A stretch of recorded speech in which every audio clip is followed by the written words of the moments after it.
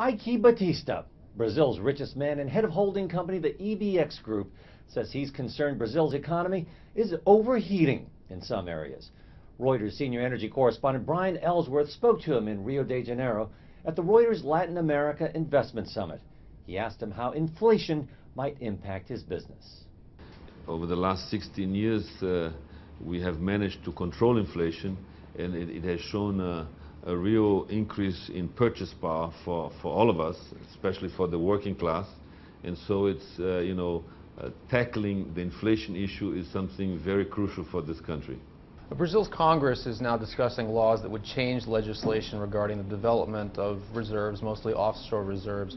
Is this going to be a deal killer for the industry? Is this going to help the industry? Are there still going to be opportunities left for the industry? How do you see the oil and gas business after the approval of these laws? Of the new regulations? The new regulations. Well, to be honest, I don't know really how the final rules are going to come out, but as it will be it looks like we're copying the Norwegian model, and so it'd be an oil sharing model, and if we look at areas and that eventually we see that are interesting, offering our share percentage, we will. But we want to make money in this process. We're here to. If you're in the EP business, we're not we're not a contractor that makes a service margin. We are taking risk. Yes, when you take risk, you expect higher than a 15% return. So, assuming we win blocks on the sharing model that fits our demands, we will go ahead. Yes. Australia over the weekend announced a 40% profit tax on mining operations.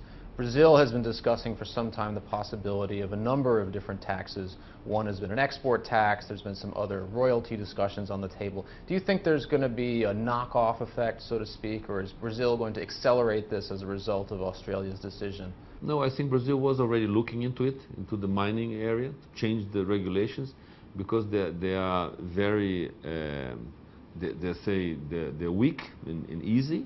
I think if you compare to what Brazil demands in the oil arena, it's totally different, and I think they will change to maybe increase the fee that one pays per hectare, and the timing and your obligations, similar to the oil.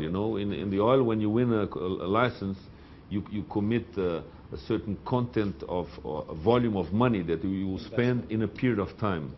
This is not the case in the mining code, and you can keep extending it for very long periods of time. So this is not very efficient. Brazil is very underexplored. So they will tackle that because it's one of the, I think, weakest legislations in the world.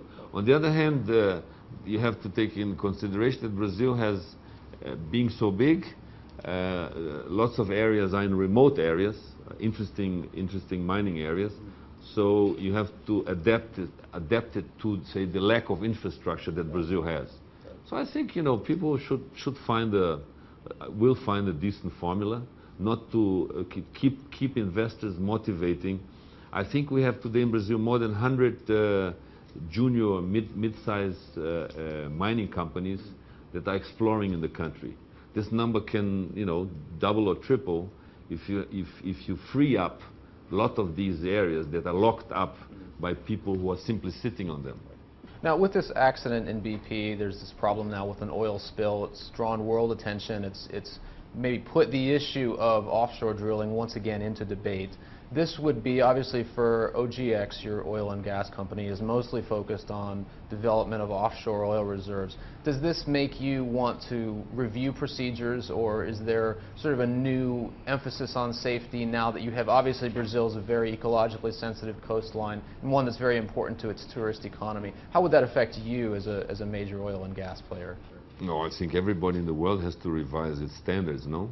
Increase them dramatically and revise them, and it's an obligation. We have to do it. I would say any company in the world who has offshore drilling has to revise what's being done and understand what happened, to use this as an example. That was Eike Batista, Brazil's richest man and head of the EBX Group. I'm Fred Kantayama. This is Reuters.